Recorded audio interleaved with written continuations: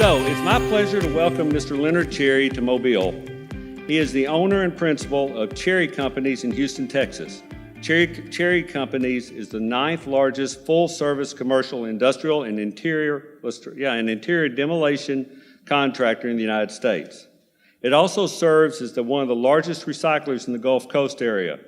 In 2017, they recycled more than 2 million tons, that's 2 million tons of concrete and asphalt, and over, 50,000 tons of steel.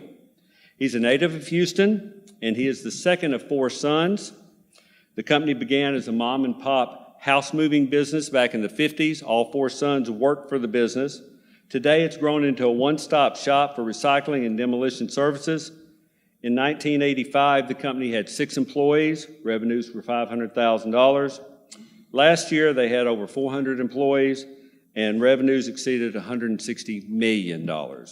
So please join me in welcoming Mr. Leonard Cherry to Mobile.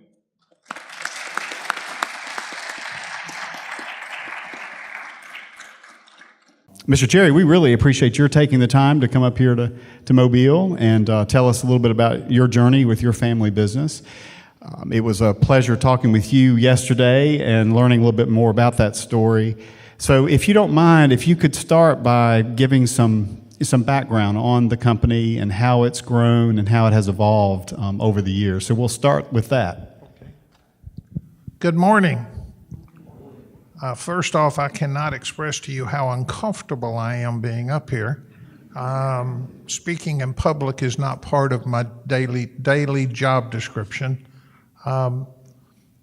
But with my wife, lovely wife of 43 years insistent, she said, "You need to do this, Leonard." And I'm hopeful that there's tidbits of knowledge or information that myself and my family have experienced that will be beneficial to someone in this room. Because we don't all have to learn the hard mistakes by ourselves. So you have a beautiful city, and thank you so much for inviting me. I have a tendency to rattle. I'm real good with question and answers. And I'll try to be comfortable in telling you about our story. Mom and Dad started the business in '52. As a house moving company. Dad was moving houses, and there's an interesting story how he got into that, but it wasn't intentional. He met Mom. She was actually working for the largest house moving company in the town at the time as a secretary. They got married. Mama did the books, and Daddy did the manual labor. 4 sons, of which I'm number 2.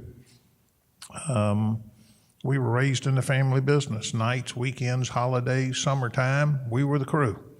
And that's what we did.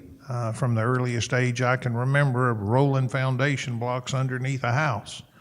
Daddy used to pay me a nickel for every one of them I could get in place, okay? We would hand demolish garages when you moved the house, and Daddy ran a used lumber yard, and so we sold the used lumber, and I can remember as 5 years old straightening nails because Daddy sold an 8-penny nail for half a penny and a new nail for a penny. And we think in terms of house movers as the ultimate recycler because you save everything. And if Dad got in a bind on a job, he'd pull up in front of the schoolhouse and pick us boys up, and away we'd go. We'd have to learn our lessons later. When we all graduated high school, and there's about a 7-year spread between the 4 of us, Dad required each of us boys to go to work someplace else. Dad never graduated high school, but I think he was a pretty smart fellow.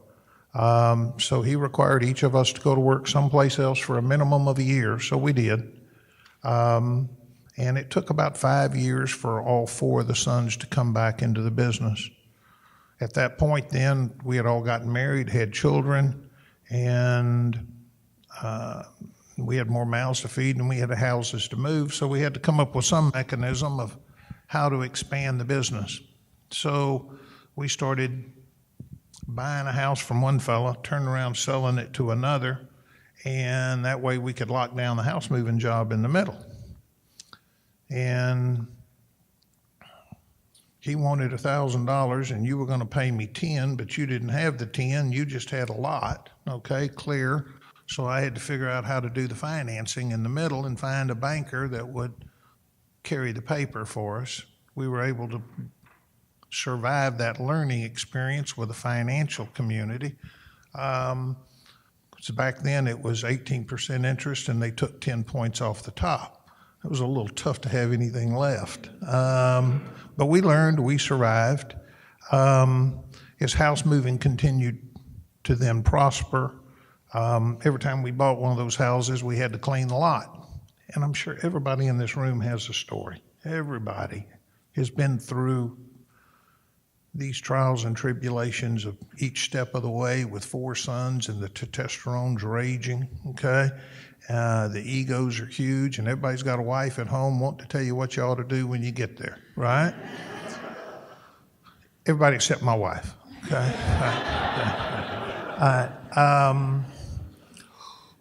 So we went and bought our first piece of yellow equipment. I was telling the story last night of how we did that.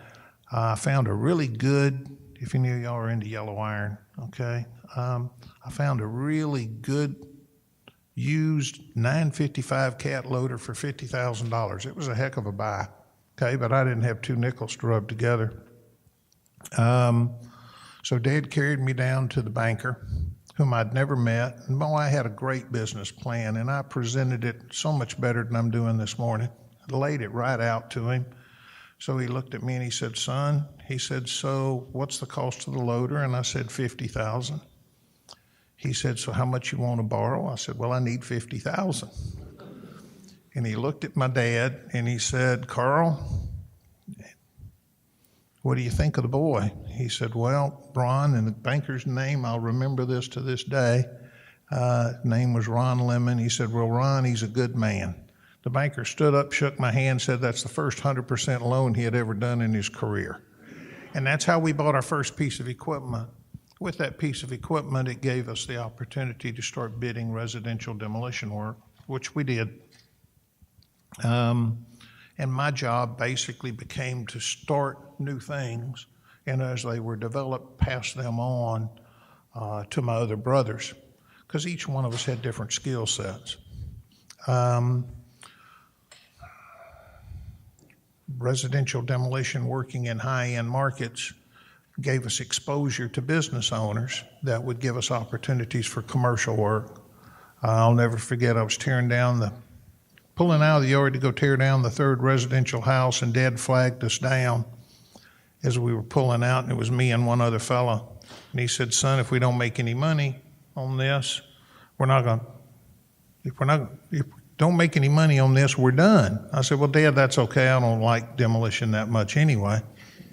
Kind of a funny statement now, as large as that operation's become. He said, no, son, you don't understand, we're broke. Now, you talk about adding a real impetus to trying to figure out how to get as much cubic yards in that trailer as you possibly can. That was it, and we made $100 on that 3rd house, and demolition grew from there. Commercial opportunities carried us into interior gut out. So now we were full service demolition, then we started building implosions, opened up an industrial dismantling group. Didn't have a clue how to do it. Daddy always said we were just smart enough to do what we did and too dumb to do anything else. So you just keep charging ahead. By the mid-90s, then we opened up our industrial dismantling division. We kept running into roadblocks with asbestos abatement and PCBs and hydrocarbons. And most of the folks in that industry back then I think they sold used cars or aluminum siding in a prior life. So it was real hard to get some credibility in the marketplace. By then, we're doing most of the demo work in the greater Houston area, and it started branching out. We ended up in 27 states. And I kept thinking about all the neat things we throw away, okay? I won't even go into an antique store with my wife anymore, okay? Because the things we threw away every day were the things that everybody wants to buy and hang on their wall now, okay? But we started into concrete recycling. The initial investment was 1.8 million, and I had to hock everything we had to get there. Brother's looking at me like, what the heck are you doing? Okay, but ultimately we all know that system, which is basically 1, 2, 3, pull the rope. If we can't do it together, we can better not be doing it.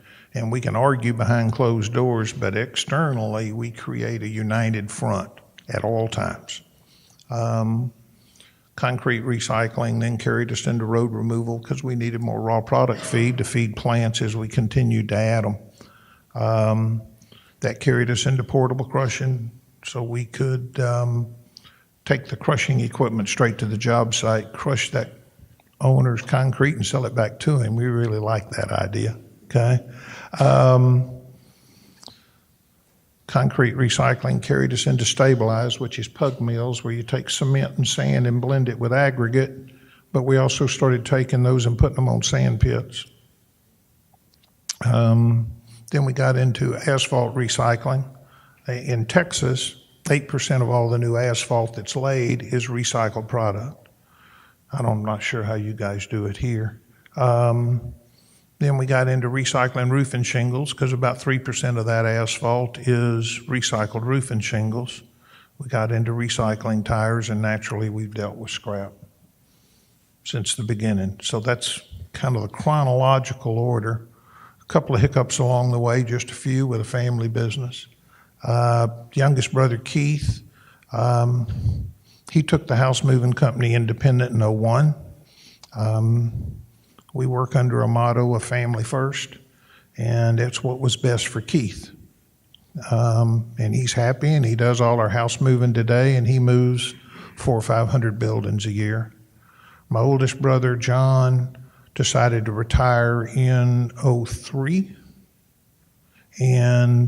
but he wanted to pass something on as a legacy to his children who were working in the business, so he took the environmental company independent in 2003, and today they do about 95% of our abatement work. And then my younger brother, Rick, chose to retire and go fishing full-time 3 years ago. So of my generation, I'm the last one standing. It's a great backdrop. Leonard, I know last night we talked a little bit about this, but if you would share, some of you mentioned earlier ego. I mean, that's just something that we all in all of our work have to deal with. 4 brothers, talked about testosterone flowing and all that. So talk a little bit about that, how you've been able to manage to divide that as far as those strengths and those duties into the proper place for the company. Well, first off, when Mom and Dad retired in 1985, they divvied the company up equally amongst the 4 brothers by ownership. Equal ownership for all 4 brothers, and all 4 brothers weren't equal, right? That's the nature of the beast. That's the way God created us, okay? And I can tell you that one was tough. As a young person without those years of knowledge and experience, but looking back on it, it was the smartest thing Mom and Dad ever did, because it forced us to work together or destroy it. That was pretty well our choice. And because it was an even number, there's no way to break a tie. That made it an added challenge, and I don't know of a book I've read since then that would tell you that's a smart way to do it, but it worked for us. Our success ultimately came in embracing the diversity of each of the siblings. Each one of us are different, and that's okay. And each one of us come with different strengths than the others, so the challenge becomes how to identify them and how to maximize them. That doesn't make it okay if you're not pulling your weight. That's completely different. But if you embracing that diversity and then applying the job responsibilities based on that was probably our biggest challenge to recognize. So when you were making those decisions, I mean, did you retreat somewhere and just get around a table and start talking about how it was going to work out, or was it more just sort of organic? It just happened over time? Again, as a small business, the business started in Mom and Dad's backyard. And we all had breakfast together every morning as kids, and that's a practice that we continued eating breakfast together every morning, whether we wanted to have breakfast with each other or not, okay, until 2003, okay? So every morning we'd sit down and have breakfast together and try to engage in a conversation that related to something other than work. And you also mentioned that to this day you still try to get together as a family for holidays, and that's not always easy. People are, kind of dispersed. And talk to us a little bit about that. That's obviously important as well, right? Well, if you think in terms of the motto that families first, and the business follows,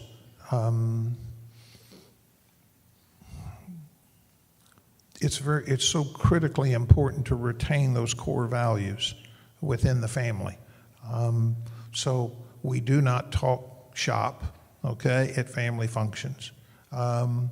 We encourage all the family to break bread together at those holidays. Sometimes they don't show up, sometimes they do, okay? But if you don't show up this year, it don't mean you're not invited next year. Don't carry a grudge. So that we remain engaged at that core level, because it's our belief that the core of our society, which is the core of our business, is family. So you have to protect family, okay?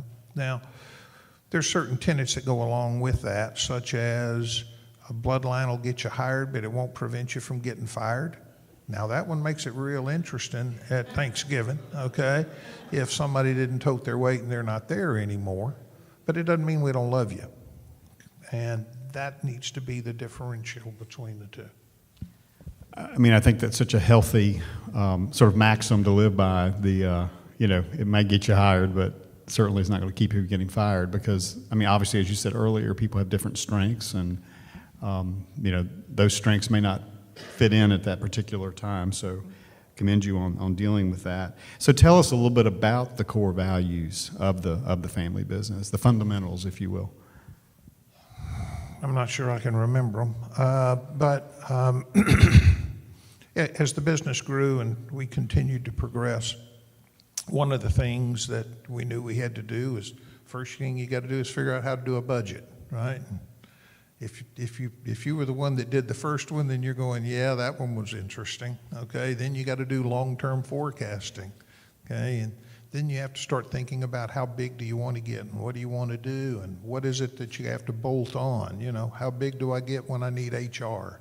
How big do I get when I need IT? And how big do you get before safety becomes a standalone entity? And you continue to bolt these things on, or you go, no, I think I'll stay right here. I'm below the radar and nobody can see me, okay?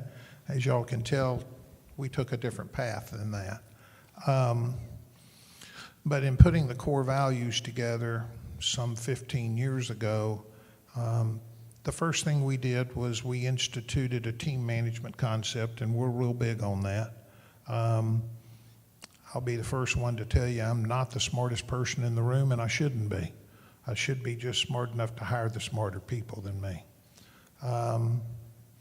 Family values is number one. That does not just apply to my family, it applies to every one of our employees, because our employees are our extended family, and we embrace that. Now, if the time you need to deal with your family becomes an issue with the company, that becomes my job or one of our employees' job to let them know that there's a conflict, but we encourage them to embrace their family. At the same time, we encourage hiring family members. So some companies go, oh no, if you're related, we don't want you. We do just the opposite. We believe that if you're a good employee, if you're a good coworker, then You've got brothers, sisters, nieces, nephews, aunts, uncles, and I want them all, okay?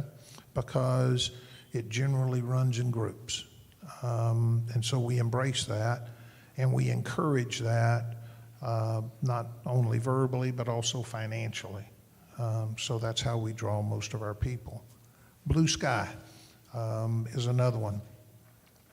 And again, these are kind of corny, but this is straight from our folks. Blue sky means if you tell me the sky is blue, I don't look out the window, okay? Tell the truth, no matter what it is. And if you tell one of our customers the sky is blue and it's not, there'll be 399 of us out there the next day painting that sky blue. Now, when we get you back to the shop, you've got a problem, okay? But we're going to satisfy that customer. Plow horse mentality. We're not show horses, we're plow horses. We take a great deal of pride in what we do every day, okay? So we get out and perform the work that we do every day. Consequently, that leads us to the next one, that our work is our signature. That's what we take pride in, is the results, not the individual that produces that, but the group that produces those results. Can you tell us a little bit more about, as you built your workforce with non-family members, dealing with the non-family members feeling like they have just as much of a shot at advancing as a family member? You've touched on it some, but if you could dive into that a little bit more deeply. Promotion is by merit within our company, not by bloodline. It's our firm belief, and I believe it's common sense, that if you're anointed or appointed because you're related to someone, then you're not going to perform at your maximum. And we actually did that individual a disservice, because they're never going to really know what they're capable of doing if they've never been challenged.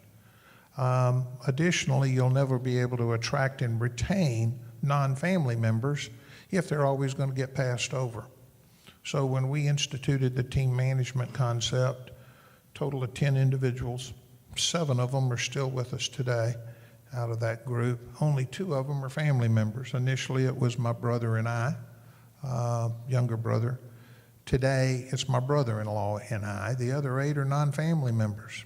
And promotion is handled that same way. We have multiple family members in the company, but they could be a scale operator or a residential estimator or a clerk, or they could be a divisional officer, okay? All depends upon the skill sets of that individual, not their bloodline. Here's the maybe more difficult question. What would you do differently? Along the way, what would you advise people to avoid as you've grown this tremendously? Learn the lessons that family is first sooner, not later. There were plenty of conflicts with 4 brothers that it took us a while to get that one down pat, that it's okay that if you're going to have distributions, those are distributed equally, but the pay for the individual's performance on a day-to-day basis is okay to be different, and embrace that diversity. It took us 15 years of maturing with the brothers to learn that lesson. I grew up in a family business, and I can tell you, I think that's probably one of the most challenging, is that helping everyone understand that the pay might be different, depending on what the job description is and what's going on. So I understand exactly what you're talking about. So I know that you're in transition now, and you're having discussions about passing the torch. So could you share some of that with us? I think that will be incredibly informative to a lot of people in this room. We all know moving businesses from generation to generation becomes increasingly difficult, because every one of us want our children to have more than we had. Lord knows we wouldn't spoil them, would we? Okay? So how do you mature those individuals so that they get to that point in their careers where they can make a conscious decision based upon knowledge of what they choose to do? we're now in the process of moving from Generation 2, which is myself, to Generation 3, which are my daughter's son-in-laws and a brother-in-law. His wife, my sister-in-law, was 4 when we got married, so we consider her more of a daughter than we do a sister-in-law. So that's our plan. Our plan is to move it on to the next generation, but there's one important tenet. Only if they're prepared and only if they desire it. They got to have a fire in their gut. They got to be prepared. My story is when I set them all down, is we had the opportunity to sell the business a few years ago, and I chose not to. I brought them all in. I said, okay, well, you kids are going to inherit a dairy. They all looked at me funny, and they said, Dad, we know you had a dairy when you were a kid. I raised all Jersey cows. And we heard about you having to go out there in the middle of the night and all that and walk barefoot in the snow and all that stuff, you know. I said, well, you got the idea, but you guys are going to inherit the company, and the company's like a dairy. So what do you mean? I said, because you're going to get up at 4 o'clock in the morning and milk them cows. You're going to tend to them all day long. You're going to be there at 4 o'clock in the afternoon to milk them cows. And if you don't get no milk. And if you don't make no milk, you don't get no money. Okay? So not only you, but them cows suffer. So you guys are going to inherit this business, and it's just like a dairy. You better have the passion and the desire to drive it forward. So, and we've seen the mistakes of others where the business was passed on generationally and the business faltered. Not only the business suffered, the employees that had dedicated themselves to that company suffered, but the damage done to that individual can be significant because now they feel a failure. So if they're not prepared, don't do it. So we're in that preparation phase with the next generation. And ultimately, it will be their decision of what they choose to do. They know my desire, but just because I want it doesn't mean I can control it any more than I can how many grandkids I have, right? I have a chamber question for you. Being in Houston, and of course there it's called the Greater Houston Partnership, the chamber. How much influence, I guess I would say, has being in that business environment in Houston and their business attitude, pro-business attitude, whatever you want to call it, how has that helped you? Do you feel like that has been a fortuitous thing for you as you've grown your company? Oh, absolutely. Having a culture that encourages business, it has to exist. Of course, you know, we're a right-to-work state. We're not real big on unions. So consequently, that culture provides opportunity for any individual to try and accomplish their goals. And it provides a structure for you to be able to function within, kind of like bumper guards, okay? Thank you for that. So, as you have, well, actually, I'll open it up to the audience here in just a second. But as you've grown outside the state of Texas, have there been challenges related to operating in different business environments? Yeah, we're licensed in 27 states from demolition perspective. We don't perform them all anymore. Most of my management team looks like me. And we were having that conversation at dinner last night that when you wake up in a motel room and the first thought on your mind is, where am I? Okay. And the second thought is, dang, this downtown looks just like the last downtown, then you probably know you've done all of that you need to do. So we don't travel as much as we used to.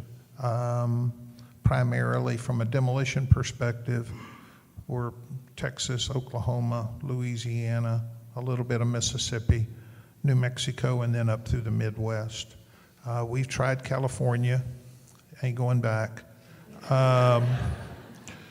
We don't do well in union states, so we've always avoided the Northeast. We're not real big on publicity. So we stay out of Las Vegas. It's a nice place to go visit once a year, but not where we'd like to work. So you have to find a place where, one, your services are needed, and two, where there's a culture that supports what you're trying to do. So questions from the audience. Sam, I think we have a mic. I thought we were supposed to, but Oh, you can have this one. go ahead. Yeah. Okay. In transitioning the business to the next generation, how are you doing that? Are you doing it equally like your parents did, or is there a new concept with all the new trusts and the laws and all the passing techniques? Several mechanisms. That question's got tentacles like an octopus, right? The first one that we work on is training. And I'm real big on Jim Collins and Good to Great. And so we have anywhere from 2 to 4 groups that get trained every year, okay? Coming in as the business continues to grow. We bring in outside consultants. Currently, we're using Dale Carnegie because they're cheaper than FMI. And we have leadership and training programs throughout the year. Typically, we'll have 4 from that group. So we're not only elevating our family members by education, we're also elevating all of the rest of our employees equally. Then you retain them. Then, okay, if you teach them and they're real good and they leave, then you kind of shot yourself in the foot. So you retain them by enhancing that family values approach for us, so they see real value, and continue to give them opportunities for growth, because if they see a wall in front of them, they're going to go. From the transition of the family ownership perspective, we're using defective trust, okay, for transfer of ownership. It's a way for my wife and I to lower our net worth. We started this 2 years ago, and I got to tell you, it was a funny feeling when the lawyer looked at my wife after she signed the papers and she said, effective today, you're getting poor, okay? But we used effective trust to transfer ownership to the kids in an equal basis. We believe that, but I'm retaining voting stock enough to where, until I'm comfortable they're capable of making those decisions without pulling the business apart, I have the ability to settle any dispute. I hope, was that deep enough in the weeds? Yeah, I'd like to know if you're the lawyer, I'd like you to explain all that, but we're not going to do that. Okay. Other questions? I assume you're a private company, and as such, for the high-performing non-family member, how does he participate in ownership, or is there an avenue? There's not. For high-performing non-family members, for high-performing employees, whether they're family members or not, okay, remember there's a separation between pay and ownership. Okay? 2 separations. So as an owner, you can get dividends if dividends are distributed, and based upon your performance, okay, drives your pay irregardless of your bloodline. Very important separation for us. And so for high-performing employees, they're compensated very well. And then we have a mechanism, we call them a golden handcuffs, that if those individuals choose to leave, they're going to leave a fair amount of money behind. And an easy way to explain a golden handcuffs was, I'm going to give you $100,000, okay, for your bonus this year, and I'm going to pay it out to you at $20,000 a year over the next 5 years. So if you leave on year 2, you leave $80,000 behind, okay? So if she wants to hire him, the first thing she's got to do is be prepared to write him a check for $80,000, right? Or he can stay and keep his money. So we don't use shares. We don't want to muddy the water between ownership and performance. We use compensation. Other questions? So are you saying that the non-family members can participate in the ownership? No. We don't dilute ownership, but we retain those individuals based upon their pay, okay, and then use the golden handcuffs compensation model to retain them for years into the future. Next question. Golden handcuffs, is that a term that you use, or is that a term you could go and get that worked out? Is that a term that you use if I want to get deeper into that? The question, making sure everybody heard that, is that a specific, the golden handcuff strategy, is that something that's unique to your company, or is it something that you could dive into a little deeper to help businesses understand how that works? I've never read it, but it was actually shared with me through a executive roundtable that I participated in for the last 20 years, and one of the guys there explained to the rest of us how it worked, and I liked it so well we tweaked it and installed it. And I'd be happy to share it with you on how it works, but it's pretty simple, really is. Have you had many leave under that setup? Have they foregone the money? Zero. We held on to every one Incentive, of them. right? Yeah, absolutely. You know, the money is the fuel, right? Well, one of the things that really made me laugh last night was when you were talking about, kind of getting into the environmental side. And, what was your comment about that, which I thought was interesting about the tree, about hugging a tree as long as you... Yeah. So... You've evolved into that, into this environmental side, yeah. right? So... And nothing wrong with that. It's a good thing, but... Yeah, I'm full of one-liners. In attending different conferences over the years, and I'm a large proponent on participating in organizations, because the knowledge that I can gain from others around me has been immensely beneficial. Trade associations are a great place, especially when the organization is on a national level and you're able to meet counterparts in a market where you don't compete. And so you can share back and forth. In going through that process, I was presenting at a conference and they were talking about environmental, and there was a lady up there talking about how she took used commodes and broke them up with a hammer to reuse the porcelain.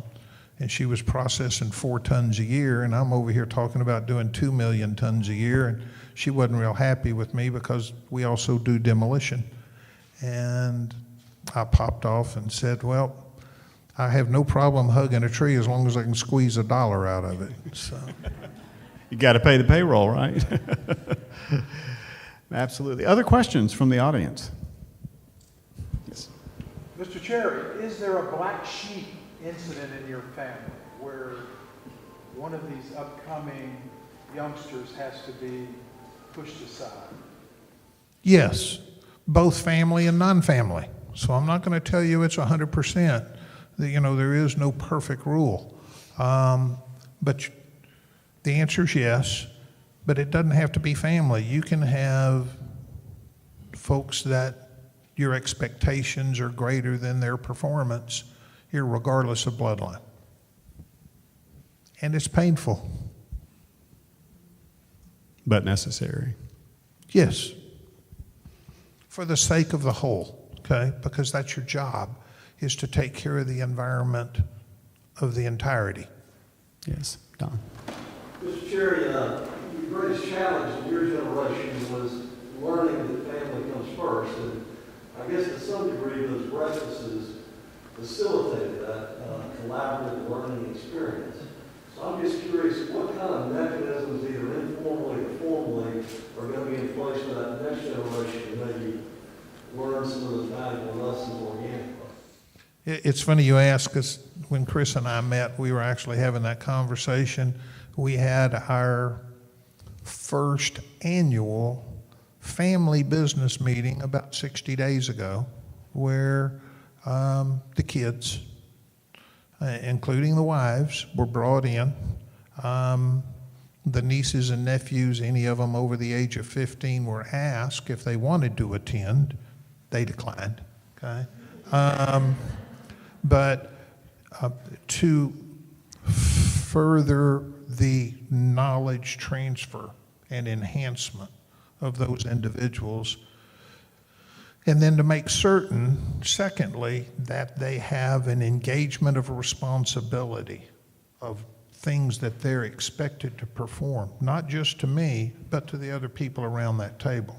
So continue that team concept and the diversification of responsibilities across family lines. Yes, sir.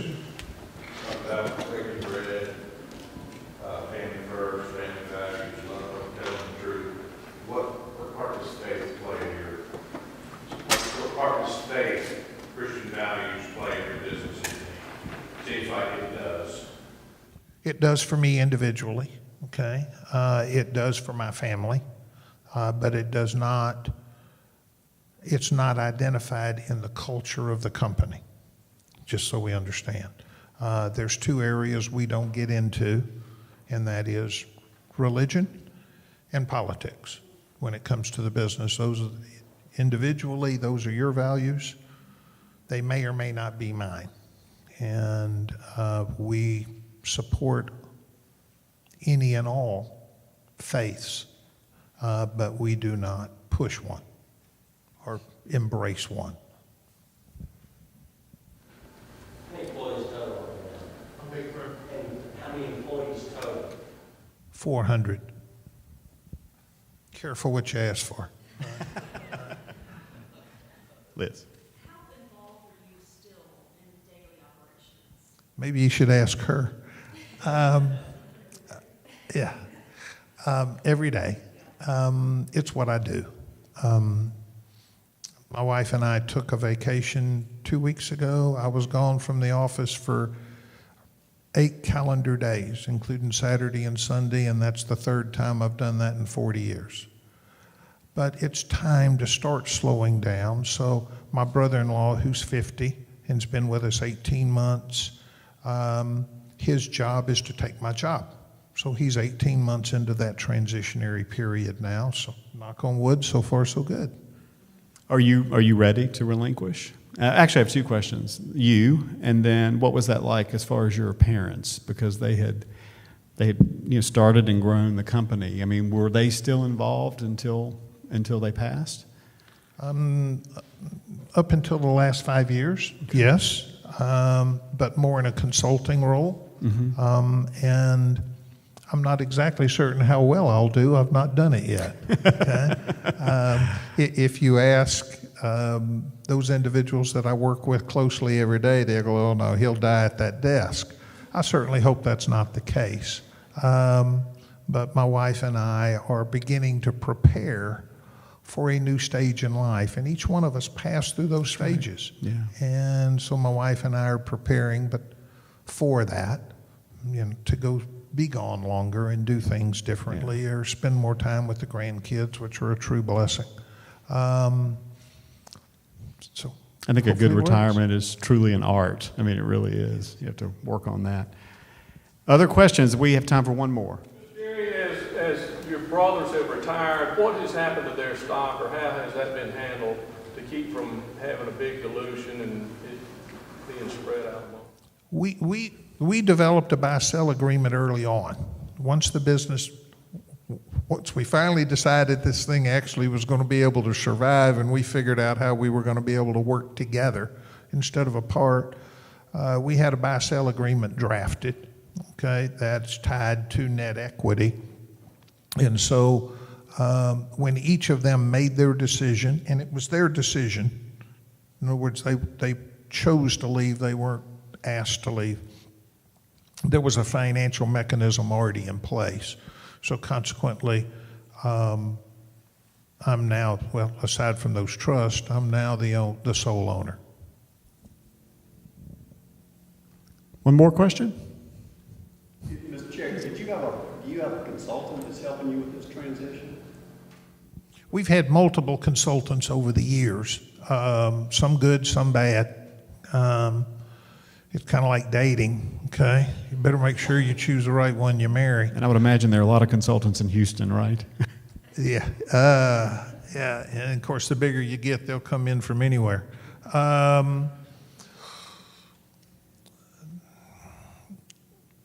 I will tell you that from a business perspective, there are multiple blessings, but one of them was having great mentors, individuals that had been there, done that, that were comfortable in sharing their life experiences. Just choose wisely. You know, if they take you to lunch and they want to drink hard liquor or drink liquor at lunch, that may not be the guy you need to listen to, you know. We kind of got some rules. You know, I don't have boats, I don't have airplanes, I don't have big ranches, I don't have girlfriends, okay? All right? It's hard to do those things and grow the family business or portray the culture that we choose to represent. All right. We're going to close this now, this part of the conference. And Leonard, we can't thank you enough for sharing with us. I mean, it has been quite a robust conversation, and we appreciate that. And I also want to thank your wife, because I heard she's the one that said, you need to do this. So thank you for making that happen. So thank you for coming.